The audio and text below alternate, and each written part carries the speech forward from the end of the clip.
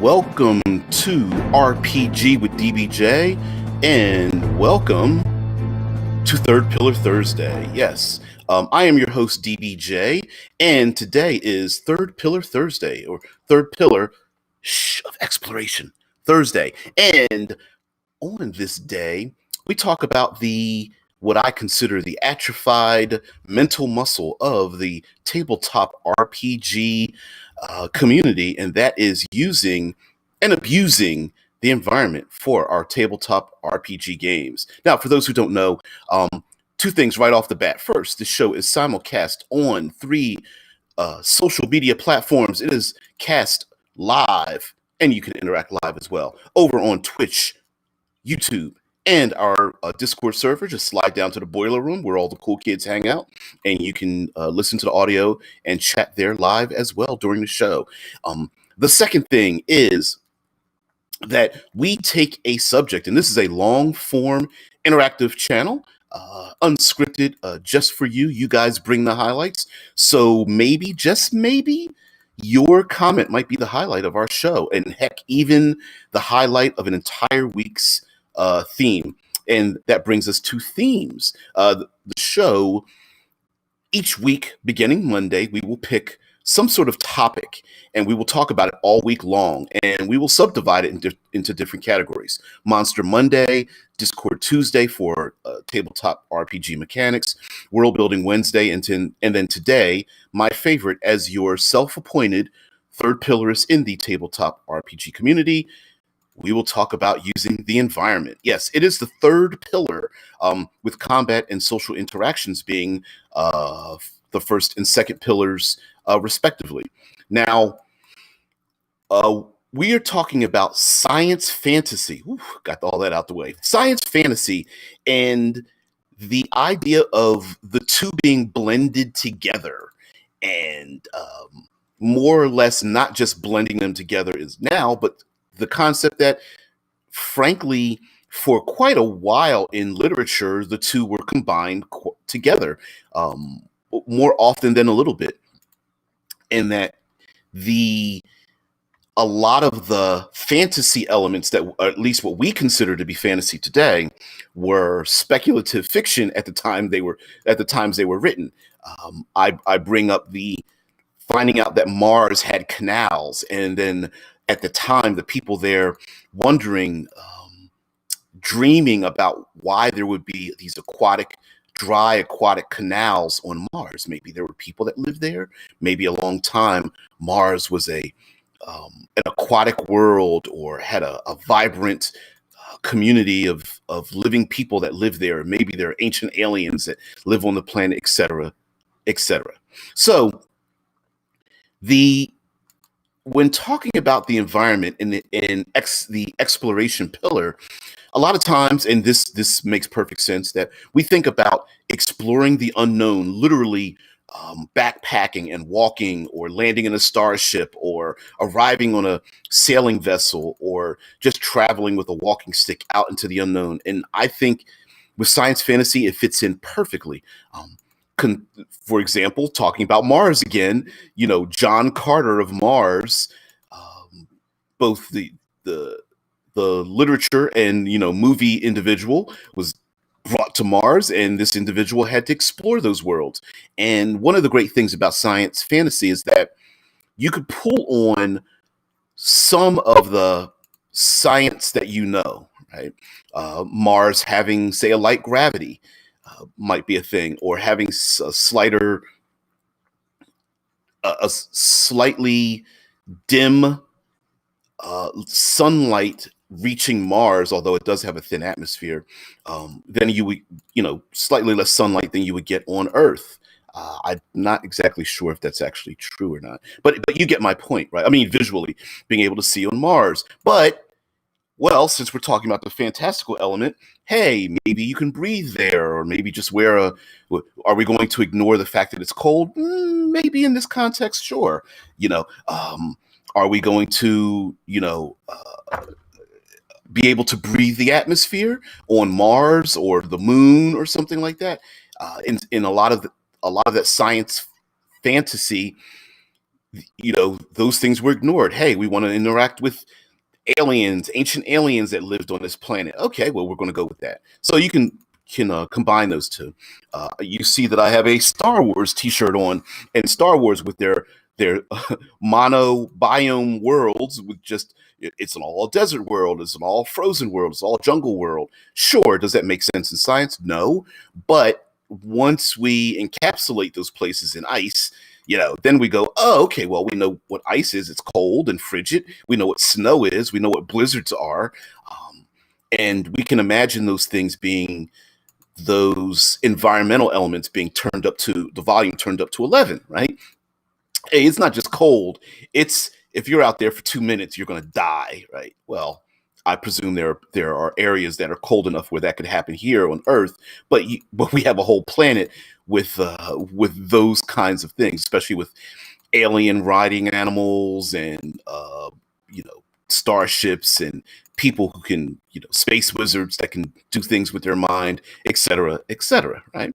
So science fantasy, as far as using the environment, not only can we pull in a thread of science, but we can also go into the fantastical things being changing time and space wherever you're at, and maybe there are things that warp time and space, things that alter gravity in random locations, things that affect the mind, things that will uh, things that will warp and shift your perception of what reality is. And even if you don't want to go that far, one of the great things about using science fantasy is that because we are familiar with science, we know gravity, we know when we touch things, they're solid. We know how our voice carries and our ability to breathe and maybe climb or swim. And then as a game master, by using our fantastical elements, we can then break the expectation, right? The expectation is, oh, I'm going to walk on solid ground, and I'm going to, oh, you said it's 30 feet and it's solid stone. Great. I'm going to climb up it. And then do we then break the expectation that it's easy to climb and their hands, softly meld into what we consider to be hard earth, or that, like John Carter of Mars, not expecting gravity to be what it is, but it's very light. And so when he goes to take a small hop, he hops 10 times further than he realized, or is able to lift extremely large um, weights that he would consider on Earth to be very heavy weights. But when he's on this planet, he's like a Superman. Sure. And you can have a lot of fun with that, especially if you want to have your players interact and engage in various elements in the rest of the world. Of course, tomorrow we're definitely going to bring up, Pandora gates as being a thing, and going to exoplanets where our expectation of what we find there might not be fall in line with all the scientific information that we have, because there might be some kind of fantastical element. And fantasy, of course, doesn't need to be magic. It doesn't need to be unexplainable. It might just be something that, with our current interaction with the universe, we just don't have an explanation for it. If an alien civilization has used, I don't know, there's some untapped elemental particle in the air known as gravitons or scions or something, and by harnessing scions, we can use our actual minds to affect the universe. Well, if there's a particle that allows us to do that, we just haven't found it yet. In our current state, it's magic, right? It's the fantastical. It is the unknown. Rickard says, so are we allowed to bring up science fiction with fantasy things today, or are we saving that for tomorrow? Well, I don't. We science is in the title, so you can't help it. So you're fine. He says, I mean, Shadowrun might be the poster child for science fantasy with more sci-fi themes. I agree with you. The Shadowrun has been the poster child for those kind of things anyway. And every time we bring up cyberpunk, it's like, oh, there's also Shadowrun. Why? Because it's been around nearly as long as cyberpunk themes are. And one of the strange but cool things about Shadowrun is this idea that you can have computer systems with spells written on them, or like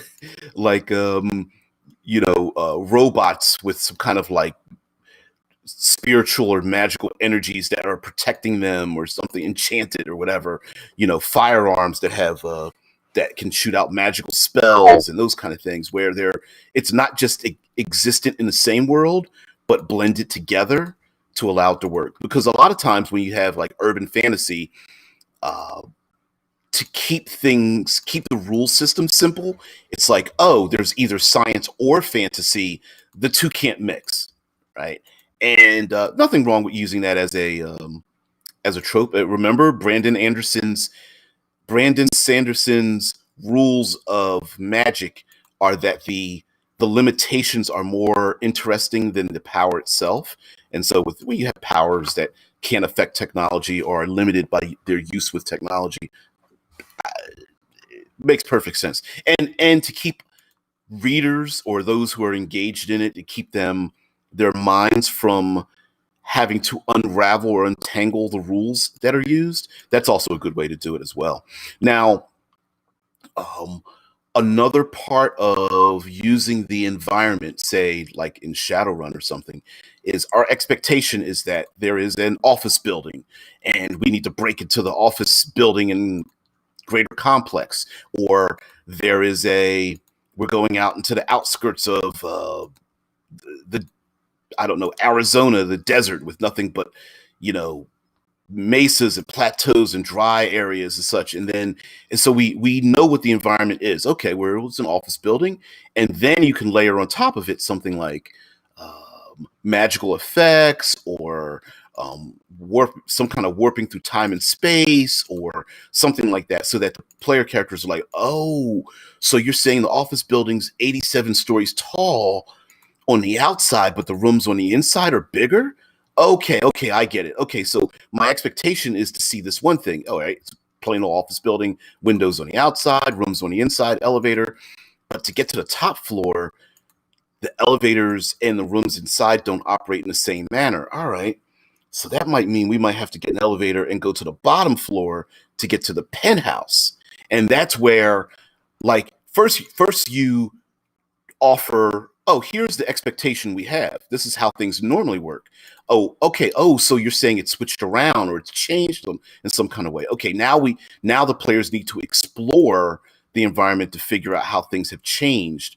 And they may not understand how something like that could happen, like taking an elevator to the basement, hitting the bottom floor to get to the top floor to get to the penthouse.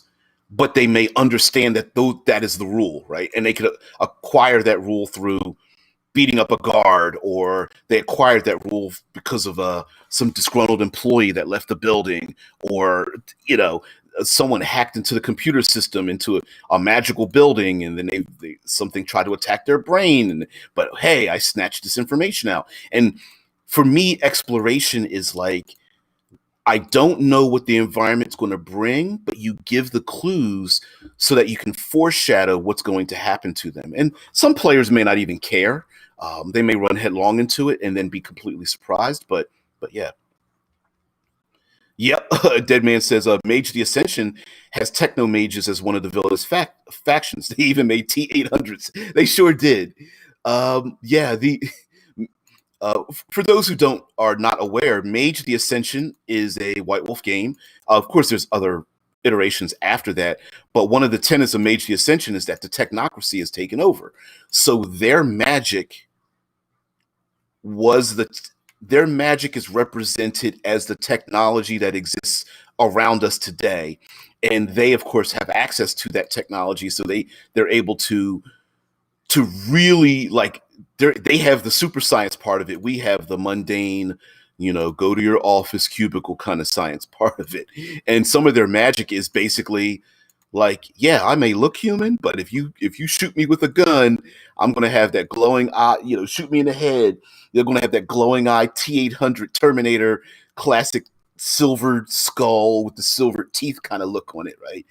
Which is kind of bizarre to say that it's magic, but it's not magic in the classic sense. It's warping reality and changing reality. And that's what magic is in that world. And in many ways, you could say it's the same thing here, right? That you know, taking the elevator to the bottom floor to get to the penthouse might just be a warping of magic. So now the player characters know the rule, but the rule itself, it's like, I don't know how they did it, but it's there, so whatever. Rickard says, riffing on Shadowrun and the cyclical nature of the world, it's also a trope to have the fantasy world be set after the post-apocalypse of our modern world. Oh, yeah, the magic tech cycle is a common trope, right? Where it's a fantasy world, but in a time long ago, buried under the dust of a fallen empire was a high-tech realm, right? And the player character's fantasy in all of its tropes with dragons and magic uncovers some high-tech realm that's, fallen because of their hubris or some kind of accident or something like that. Very common. And the complete opposite as well. In a high technological world of science and discovery, we've found that there used to be an alien race or a time long ago where magic once existed, and now it's come back again through fruition, or the alignment of the planets, or so on and so forth, right? Every 1,000 years magic returns back to the world, and how people live through that, like, okay.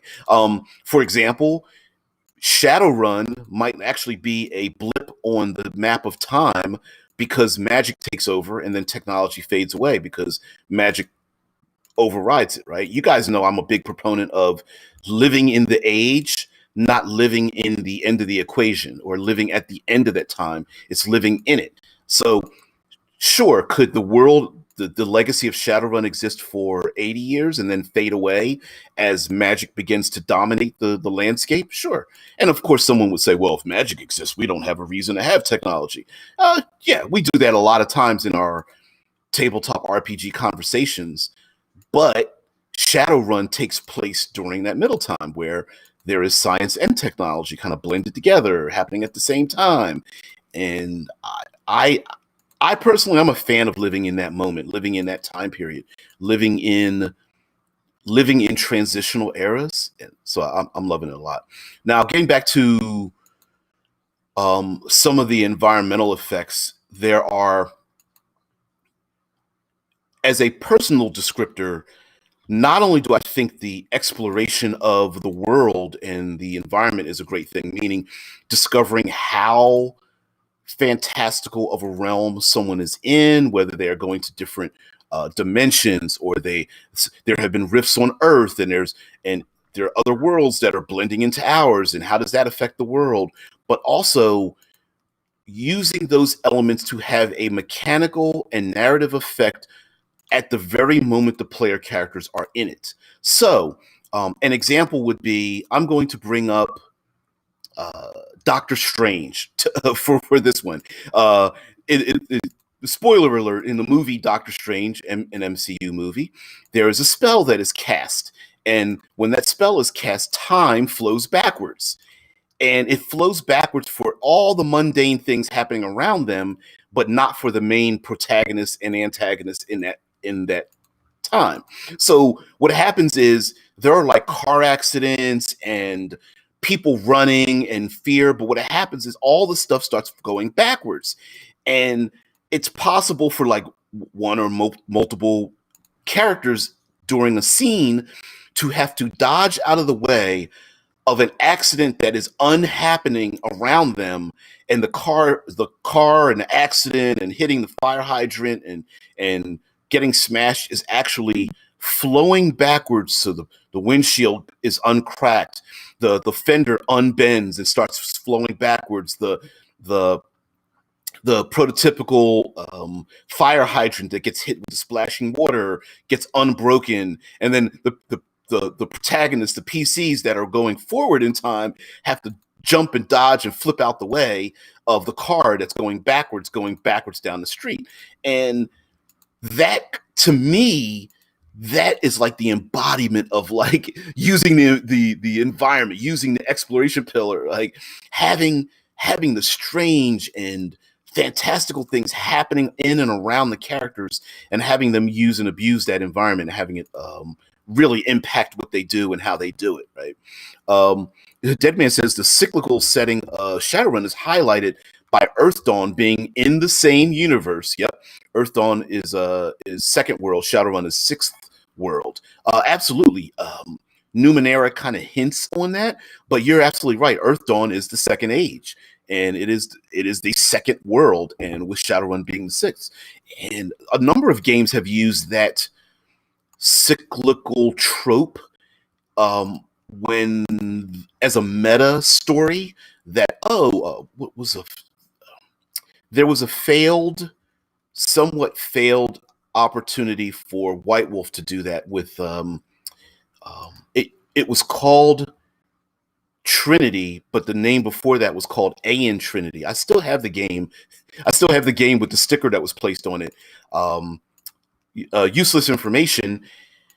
There was a MTV cartoon called Aeon Flux, and when White Wolf decided to name their role-playing game Aeon, it was basically sci-fi, future sci-fi with, and you play a psychic warrior of sorts, like a psychic soldier, or a psychic individual with mental powers. It was all based on their original White Wolf games with the dots and all that kind of stuff. But you had psychic powers and you belong to these different organizations.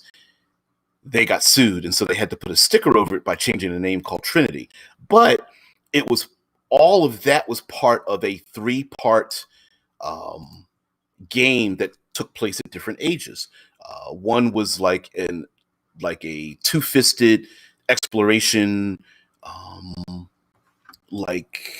age of exploration, pulp era, fighting evil and dinosaurs and things. And then the second part was a superhero one called Aberrant, and then the third one was called Aeon Trinity, and short-lived and whatnot. But it was a meta story where there were different ages, and one thing led to the other. And I know there are role-playing groups that have done this plenty of times when they wanted to play, like, hey, you guys, I bought a brand new RPG system, and I can hear you already folding your arms and pouting, but why don't we use this new RPG system as the past and or the future of our old RPG system? And they're like, yeah, I'd like to play my character, but 500 years from now, or a descendant, or went through time, or something like that. So yeah, absolutely. Like, what is it? Numenera is in its ninth age, or ninth, having lived and fallen civilization, and it's been millions of years on Earth. And of course, we're like, well, Earth would have fallen in the sun by this period of time, or is it billions of years? Whatever. But you get the point, where there's all these civilizations that come and go, and fall and rise again. Some would say there have been ancient aliens that visited Earth in the distant past, and some say that, like, ancient ruins from Egypt or the Mayans or Aztecs or something is a perfect example of there being ancient aliens, and maybe one day they will come back again and give us the secrets to their technology and science, because humanity one time could do things that we no longer can duplicate any longer. We see this with the the art of making swords and the space. We can't fit a razor blade between the stones, and we've never been able to, how could ancient man cut a stone that's that accurate, and place things on the ground in such a way that's that accurate without having like an aerial view or something. So that's a good example of archaeology and our history of the world, and how we can't, sometimes you just can't explain something. And because today is Third Pillar Thursday, sometimes we might want to have something that happens in our game world that the players interact with without fully knowing how it's going to be that way. We just want it to be cool. And that's okay to not know how something happens, right? Players come upon a strange waterfall that's flowing backwards, and a river's flowing backwards, and the PCs get into a big sword fight with some enemies, and somebody gets knocked into the lake that's at the bottom of the waterfall. They flow upwards to the top of the waterfall, away from the battle or something like that. Sure, why not? Is it flowing backwards because of the the rifts in time and space, and the PCs are now they have to beat the clock before time and space rips asunder, and this just happens to be a side effect of that. Why the hell not? Right? Why this particular waterfall? Because you wanted to have a fight near the waterfall, right? That's usually my excuse for having, you know, two-fisted battles on the wings of planes, or a fight on a rope bridge, or a battle on a frozen lake or something like that. It's not because it makes sense. It's because I want it to happen there because I think it's cool as a game master, right? Hey, LBL, Legally Blind Lurker, what's going on there? Good morning there to you, sir. Um, though those are the things to me that you really want to use the environment, and use it both narratively and mechanically, having it affect something. I think one trope I've seen before about time and space being manipulated in like science fiction is someone runs down a hallway away from an enemy or something, and that hallway all of a sudden starts to stretch out into infinity, and it's like they're running on a treadmill, but there's no treadmill beneath their feet. It's almost like the faster they try to run and get to the end, the harder it is for them to get to the other side or something. Or, um, you know, going into the science fiction, and we'll talk about this, of course, tomorrow. Starship people are in stasis. They go through time warp or space warp or wormhole or something. They come out on the other end, and time is accelerated for them, you know, thousands of years, and they come back to Earth. Or they've been deposited somewhere through time and space, and they don't know where they're at, you know, a la Star Trek Voyager or something. You know, what is it? We don't really know. It's just called magic. It's the unknown. It's the fantasy part. Let's get back into the hard sci-fi and try to get back home, right? You're deposited 60,000 light years away. Ooh, ouch. How are we going to get back? I don't know. You know, yeah.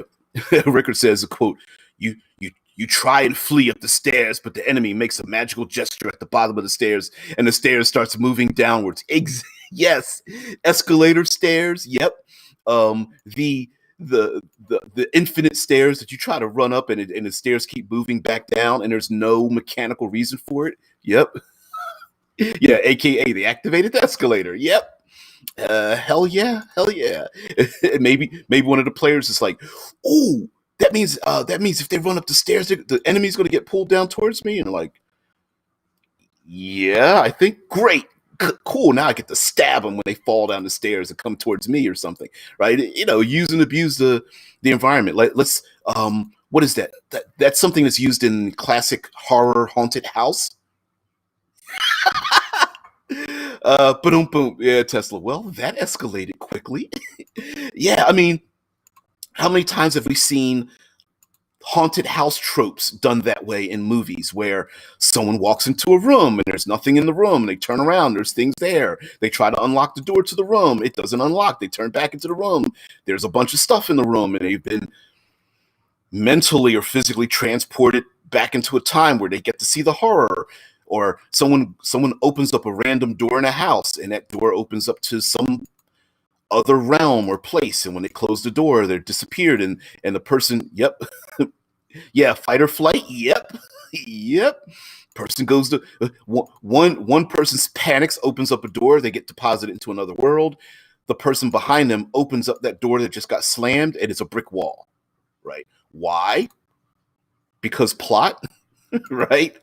But why else? Because sometimes it's just kind of cool to do that. It's sometimes kind of cool to have, you know, the classic haunted house do things around the player characters. And, you know, I've always brought this up. Maybe I'm flowing a little bit too much into the horror realm, so I'll flow away from that a little bit. But it's not just the alligator in the swamp. It's the alligator in the swamp that makes it dangerous, right? It's not just the shark. It's the shark and being in the deep sea that makes it dangerous. So in the horror ghost-like figure, even in like science fiction, right? Maybe there's an AI that is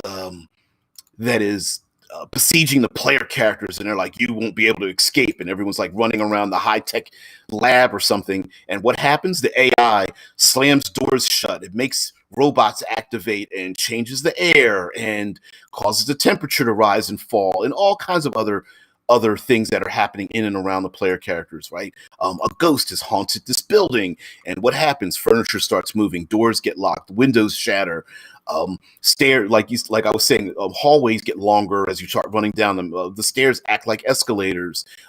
Elevators start falling up and down elevator shafts in random, motions and things, and all while at the same time maybe escaping that ghost that's coming after you, or some kind of demonic presence that's possessing those red shirt NPCs that you're able to kill in random fashion because they're coming after you. It's the environment becoming a hazard, the trap, the lair, the obstacle, um, the riddle, the puzzle, all combined into one, and then trying to figure out how to escape this area. Maybe running down the hallway was the worst thing. Maybe walking slowly gets you to the end of the hallway in 2 steps or something. I don't know. Yeah. Yeah. Blind Lurker says, yeah, open a door, walk through, turn around. There's no more door after. Yep. Yep. How many times have we seen that? You go through, the protagonist, you know, opens the door, right? I hope that sounded pretty good. And the squeak, they walk through the door, and then behind them, boom, door slams. They turn around, no door. It's just a forest. It's just shadow and mist or something, right? Happens all the time. And is there an explanation? No, it's pretty much because the plot has to happen, right? But how cool of an effect is that? I mean, it's a little bit of a railroad, right? But you could have a Ravenloftian Gothic thing where, oh yeah, the door disappears behind you because I spent 80 hours writing notes for an adventure, and your ass is not going to dodge out of the way of my game notes, right? You can do whatever you want to engage with those notes, but you're going to get into this. Yeah, the door closed behind you. Whatever. Keep going forward. Rickard says, you are down in the catacombs of the ancient civilization, and a cavern has trapped you in the room, but up in one of the ceiling corners, you see what looks like a metal tunnel that leads into darkness. Yeah, yep, yep. And you crawl down that tube. Is there any way out of here? Sure is. Crawl down the metal tube or something, right? Lots of tropes. The like I've brought up before. You could be, let's say you're attacked by a ghost or something, but the environmental effect might be down in a deep dungeon. There are the dead and starved slaves of this, ancient lich when they were alive, took the citizens and trapped them down into the dungeon. But now they're awakened, and they're nothing but hungry spirits or undead that want to, rip your flesh apart because of the pain they suffered. And so player characters might be attacked by ghosts in a hallway, but what's on either side of the hall? Maybe there's a locked dungeon cages or bars, but behind them are nothing but like dozens upon dozens of skeletal hands reaching out to grasp the player's flesh. So the monster might be the evil ghosts that were guards that were loyal to the evil lich, but the hazard might be getting knocked or pushed against the walls because you're going to get gripped by skeletal hands that are going to rend your flesh, hold you against the bars, and start ripping at your face and your throat or something like that. And of course, to foreshadow that, maybe one of those rando red shirt NPCs gets their leg pulled and is like, whoa, whoa, whoa, and they get pulled against the bars. And of course, they get their innards ripped out from behind as they get slammed against the bars. And now the PCs are like, ooh, we better walk down the very center of the room, because if we get pushed to the side, and then you're besieged by ghosts on both sides, as, I don't know, some kind of like spectral guardians or something that are going to bring you to the evil lich while you sneak through the dungeon or something. And then, so now that becomes the hazard. The hazard is, hey, the ghost tries to do a shove action on you and shove you against the wall. Why? Because then you'll be restrained or trapped and get grappled, and your flesh starts to get rend, and they get to stab you with their spectral sword because you can't do anything about it, right? It is using the environment and reskinning or reflavoring it, having some kind of context to it, and then making it really cool. Um, Yep. Legally Blind Lurker says no one's afraid of the dark. They are afraid of what is in the dark, which is another thing too. Using every sense, right? Not just using the senses and then what is absent from the senses. So it's not just visual, but maybe you know what makes us scared when we hear things in the dark and we can't see them. You know, your anxiety starts reaching. It's like being alone in the dark. It's like 2 o'clock in the morning and everyone, cars have stopped running and people are asleep, and then you're like, did I hear a drip? Is the house it is the house literally shaking and breathing because you can hear it flexing and stuff? Um, is that my own breathing I hear in my own ears, my own, pulse that I hear, or is that something else outside of me? Ricker says one of my favorite traps reskinned is you step into the room and the door closes behind you, melting into the wall. You can see no way out. As you look around, trying to figure out how to escape, you hear a strange voice. As the voice stops speaking, a glowing glyph appears on one of the walls, changing its shape every second. Beneath the glyph, a crystal starts glowing. And then it's like, okay, so which do I place my hand to stop the glyphs from changing, and which glyph causes what thing to happen when it starts to change? Uh, there's a similar styled trap-ish kind of thing in Tomb of Horrors. You stand before an archway, and there are three stones that are glowing three different colors, and then it's like, okay, I tap the top one, the left and the right. No, I tap left, right, top. No, I tap. It's like one of those things, right? And then you don't know what the hell's going to happen each time. Like the glyph changes. Like, oh, I touched the glyph when it looks like a mountain. Click. All right, the room starts to get cold. Yeah. Yeah, Rickard goes on to say, studying the glyphs, you can see that it seems to be written in the ancient tongue, counting down from 60. Oh, yeah. What was a similar? This wasn't exactly the same thing, but a similar thing was done in the movie Predator. Right at the end of Predator, Arnold Schwarzenegger is like, "Die, you ugly," blah, blah, blah, and he's standing over him with the spear or whatever, or a rock, and then of course the predators like touch the thing on his arm and starts laughing, um and you can very easily tell, oh, I don't know what it says, but it looks like a countdown. And of course, Arnie gets to dodge out of the way of a small tactical nuke, I guess. But you, yeah doot, doot, doot, doot, doot, countdown, like, ooh, what is this? Oh, I think it might explode, right? There are some other, like, using fantasy elements in science or science elements in fantasy to like ramp up the tension, because that's really what you want. You want to ramp the tension up to the point where your players are constantly moving the story forward, and of course you're putting obstacles but not barriers to get them to move forward. And of course you want to tell your story. You want them to explore your realm. So it could be anything from magical spells being cast. I mean, what's a common trope? Cultists casting a spell to open up a portal. What do PCs do? Well, let's see. If I put a bullet in the back of the head of one of the cultists, maybe, just maybe, the portal won't open, right? That is a countdown timer we've seen time and again. That's a classic Call of Cthulhu trope. Cultists casting spells, sacrifice human beings, open up portal. Let's see. What does 1 and 2 have to do with the third one? Oh, that's right. Kill the cultists. Rescue the victims that are going to be sacrificed, right?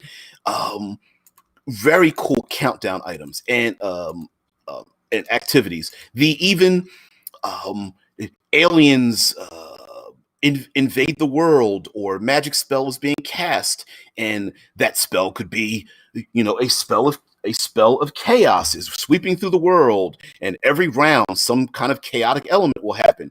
PCs are like, well, this was cute before when it was happening once a day, and then it started happening once an hour, and then it starts happening once every 10 minutes, and now that we're in battle, it's happening every round.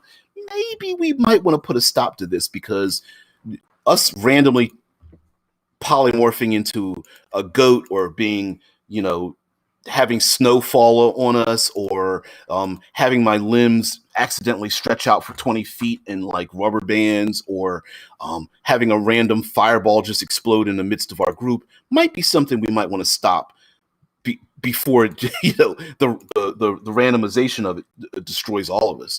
So using, sure, the fantasy part of it might be roll on a chaos table. We don't know what's going to happen. But the science of it is, yeah, we know if we don't stop this thing, the chaos is going to spread throughout the world, right? We don't know why it's happening or why this chaos is happening. Maybe the plane of pandemonium. If you old school grognards know what I'm talking about. What is it? The plane of chaotic neutral, I believe it was. I know it's got a different name for Planescape, but yeah, the plane of pandemonium is going to open up in our world, or whatnot, those kind of things. So also, when it comes to using exploration, again, you can take expected outcomes, but just put them into a fantastical nature.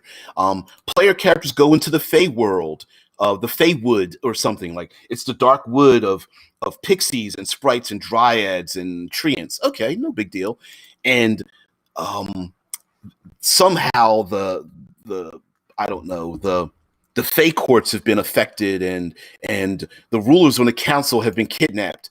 Player characters like, okay, so what does that mean? Well, every round the seasons keep changing from spring to summer to fall to winter, back again, all autumn, and then winter comes around, and roll a die, roll a d4. You rolled a 3. It's now fall. Roll d3, d4.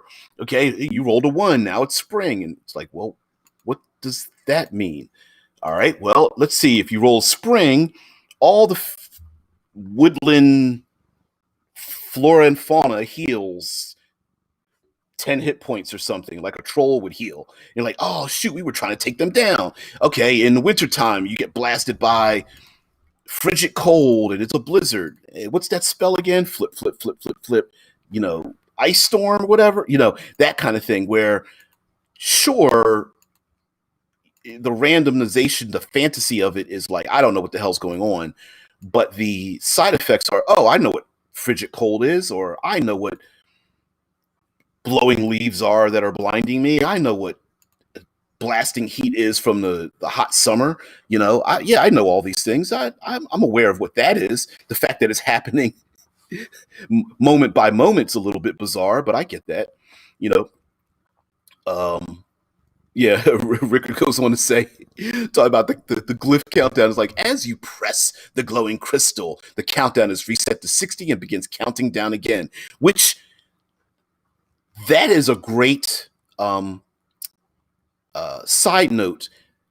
There is a game called ICRPG, the Index Card RPG, and it goes by those letters, ICRPG.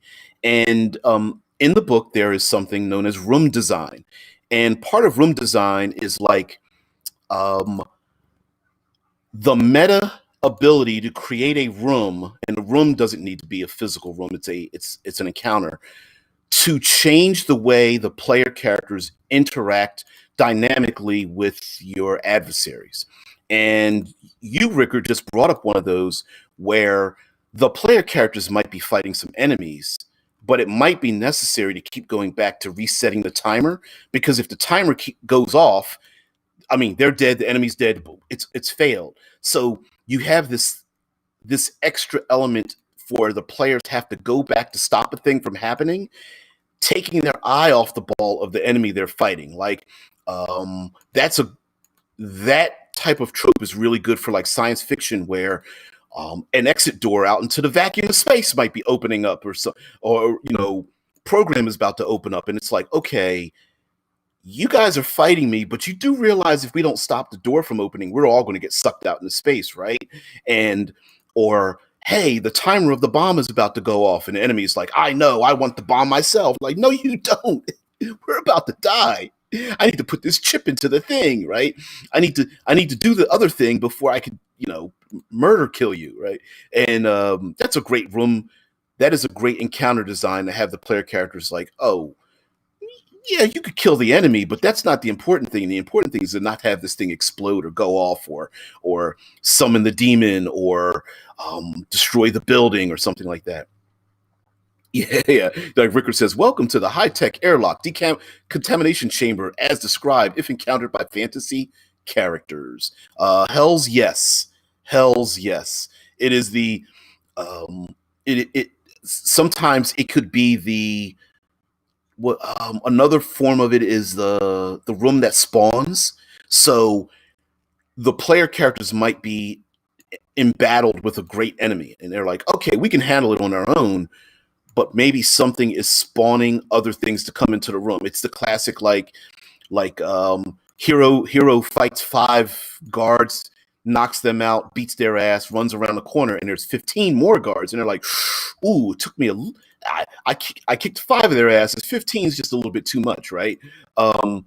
It's the respawn room where we fought one monster, killed it. Oh, there's 2 more. Wait, there's 3. Wait, the portal's still open, and having somebody have to run over and close the door or hit the chamber or whatever the case may be to stop the thing from happening.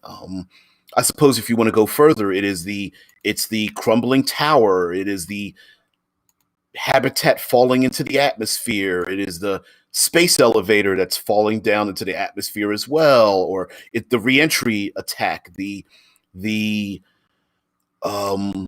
hungry void that's destroying everything it touches. It's like, yeah, we can continue fighting, but I think the smarter thing is for us to get the hell out of here before it destroys us. We've seen that plenty of times with Starship flies away from exploding ball of fire. Ball of fire engulfs Starship. Starship shoots out of exploding ball of fire in mysterious extra acceleration to not be destroyed and engulfed or something, right? That's another one. It's like maybe moving and getting out the way might be the most important thing rather than, hey kitty, rather than being blasted in the face or something. Let's see if we could get you on camera here, kid. A little difficult there. Uh, yeah, a little bit of a crotch shot there, guys. Sorry about that, but she wants to be on camera, and we'll start to scream if I take her away. Come on, have a great. Yeah, you're part of the show too, as well, there, buddy. Um, her name is Sophie. So anyway, um, other elements of like having dynamic experiences with science and fantasy is that as a foreshadow, maybe the player characters are told about some of the fantastical elements they will be involved in, right? Like the classic experiment that's gone bad. Hey guys, we need you to go into the, let's say it's fantasy, okay? We need you to go to the wizard's tower. The wizard's been working on spells that pierce the membrane of reality, or have been what is the classic anything that is made from body parts of different other animals and human beings, right? Owlbears are a perfect example of this. Like, you're of course the wizard's been taking innocent victims or strange animals and merging their bodies together. You have to go there and stop the thing from happening. And so the foreshadow is, of course, the players are going to fight owl bears and chimeras and manticores and what are some other uh, bear sharks or something silly like that, right? Of course, they're going to be maybe dragon turtles or something. Yeah, of course, it's going to happen because that's the explanation. But maybe whatever the wizard's been working on has been continuing to go on, and it's like it's almost respawning every time the players are going inside, and they have to figure their way in and around it to stop the thing from happening. Um, Another element of using the Dead Man says Metal Hurlant Chronicles had one story set in a fantasy setting with a portal to modern Earth. For those who don't know, there was a uh, Dungeons and Dragons has always been a little bit gonzo, tongue in cheek, let's say, with a lot of their adventures. And one of those adventures, two of those adventures involve, modern day Earth with classic Dungeons and Dragons.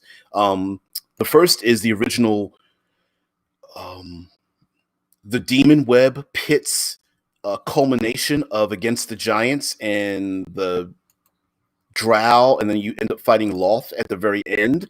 And in her mechanical spider ship, she has a tank inside of it, if I'm not mistaken. And as a matter of fact, there's another one with Baba Yaga, Baba Yaga's hut. There's an old, during the heyday of the Grognardian era, there was in Baba Yaga's hut, there was a small hut with chicken legs, and the PCs go into the hut. And of course, the hut is larger on the inside than the outside. And inside of it, Baba Yaga's hut has doorways to other portals of, of time and space. And there are modern Earth artifacts inside of Baba Yaga's hut. I'm pretty sure the tank was in the Demon Web pits, inside of her treasure chamber, if I'm not mistaken. I can't remember what. Yes, Tesla Ranger, but John Wick does have a hut. It's Baba Yaga. Yeah. No, I'm talking about the old crone there. Yeah, I know you're being sarcastic. Yeah. John Wick.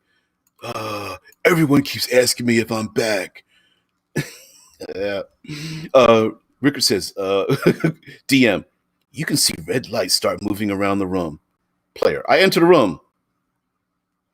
DM, roll a deck save. Player, okay. 5? DM, all the lights stop moving and centers on your forehead. Yeah. Zoop, zoop, zoop, zoop. What the? Metal Hurlant Chronicles. Thanks, Dead Man, the wiki for page 4. Wikipedia page 4. Metal Hurlant. Yeah, Rick was like, he kills a lot of people in his hut. I'm thinking I'm back. Yep. Make a deck save. You get double tapped in the forehead as he steps over your dead body after breaking your arm and throwing you to the ground. What? I'm a 20th level fighter. Yeah, but he's John Wick. And they're like, oh, yeah, that's right. Sorry. Yeah, you're right. Yeah, he would do that to me, wouldn't he? But using let's unsquirrel, shall we? Using the environment, to me, more like rolls deck save with double disadvantage. Hells yes. But even like those like action fighting gunfight, like gun fu movies and stuff, they use a lot of the environment too. John Wick maybe not as much, but sure, having gunfights in crowded areas, or in, speeding cars or riding horses or motorcycles, or heck. Yeah, that's like 30. Yeah, not good enough. Sorry, but I rolled a 30 on my save. John Wick. It's the John Wick rule. I'm sorry. 25, nearly impossible. DC 30, John Wick. That's it. Thanos is like, I will destroy the world. Oh shoot! I killed his dog. Shit. Uh-oh. Yeah, that was a meme that had been going around during that time. Now, another thing for way you can use like science fantasy for using the environment, I kind of hinted on this, is to set things back to norm. The idea of setting things back to norm, where you foreshadow that things are not operating the way they should be. Gravity, time, light, hell, the way the monsters work, the way magic works, the way your electronic devices work, or something like that. We've seen how many times have we seen Star Trek where they go to a planet where their transporter or communications or the holodeck or any a number of those things aren't working correctly. Um, and then of course those things aren't working correctly. Player characters, because acting as if they're like a game, player characters have to reassess their capabilities. Oh, well, normally we would just transport down and pick up our crew and leave. Problem is, there's something that we don't understand that's changed the way we're interacting with the world. So now we're going to have to take a shuttle down, do the whole thing, like, that kind of thing. Uh, Darn near every other Superman story is like, oh, Superman could easily solve this, except for red sun, kryptonite, gold kryptonite, yellow kryptonite, purple kryptonite. It's always something like that, where the circumstances change, and then therefore, yeah. The record's like John Wick feat. Double tap. When you use this ability, select one target. They have to make a reflex save or take damage equal to their total health to the target. Double damage on a failed save. Double damage on a failed save. You take damage equal to your total health. Double damage on a failed save. Yep. Yeah. Definitely. Absolutely. Positively. Definitely the minion rule, and which I think is one of the bringing up the minion rule, right? It's minions have one hit point, or heck, you don't even have to give them hit points. If you roll to hit them and you hit them, they're dead. Kind of a minion rule. So you can throw like armies of. It's how you throw armies of goblins, even up to armies of like type 4 demons. Back when demons had type numbers, type Roman numerals attached to them. It was the easy way to go. Oh, here's how to have the player characters fight massive amounts of creatures.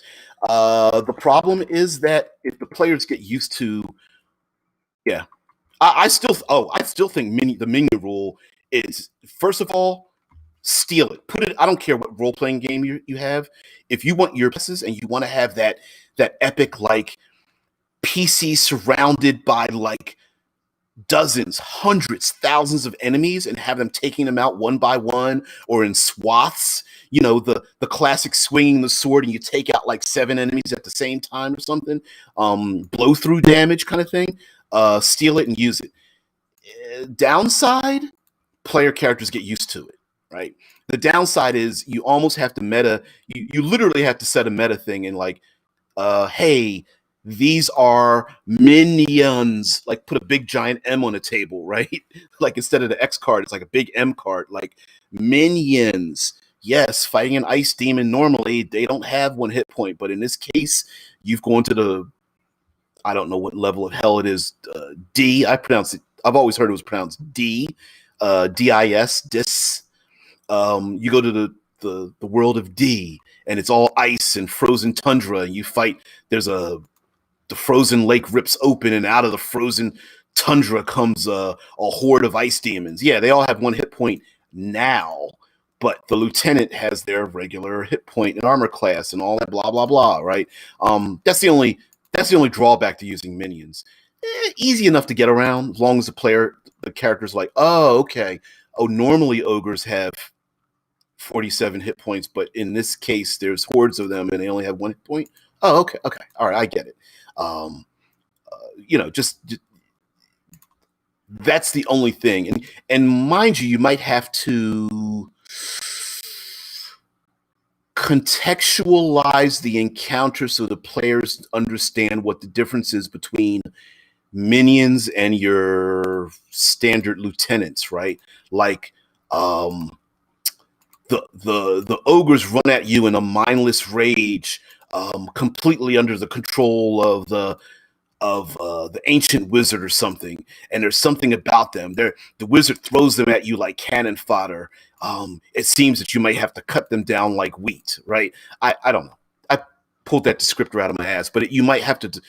Maybe your description of how they are interacting with the player characters will tell the players like, oh, they're minions. I roll my sword attack. I do 7 points of damage. Great. Tell me how you take out 7 enemies, right? you know. Ricker says, or go about it the other way. Everything is minions. Then from the tundra, a colder wind blows as a larger ice demon steps forward and laughs at you. Yeah, yeah. There is an old, although it has been, I believe it's in its at least second edition, called Feng Shui. And no, it's not about arranging your furniture. It is a role-playing game about Hong Kong action. And one of the rules in the game are named and unnamed adversaries. And one of the rules, it's a literal rule in the game, that if you give a name to an adversary, they are no longer minions. So, like you said, Rickard, everything's minion till they're not, right? Everything's a red shirt till it's not. Yep. Yep. Yeah, Rickard says, ooh, that's an interesting idea. Swarms of soldiers. Yep. It's a great way to do that. It's a great way to like it's a great gaming tool. Minions, I think, are a great gaming tool to basically thank your players for being the badasses they want to be, to engage in the game. I mean, if you want to do, it's very difficult in most role-playing games to make someone be like John Wick, right? Unless you use a rules modification so that it makes sense within that world that that person is that much of a badass, right? Whenever you see whatever classic movie you love with the combat in it, where the person is like taking, they grab one person by the throat, 2 people by the lapels of their shirt, one person tosses the person into the other person, and then, and then they spin around and put a bullet in one person, they stab the other person in the throat, and then they kick the other person off a bridge and blah, blah, blah. And it's like 1, 2, 3, 4, boom, usually that's the best way to describe it are like minions, basically. That's what that is, right?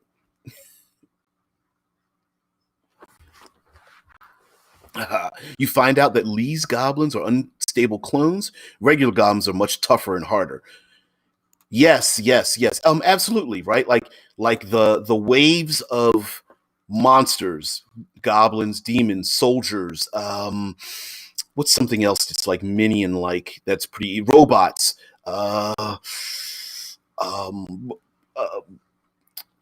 angry mobs. Boy, my mind's not working on on a lot of minions right now, but you get the point, right? Undead. How did I miss that? The classic legions of skeletons and zombies, and mowing them down is a perfect example of like, oh, the minion ones are common.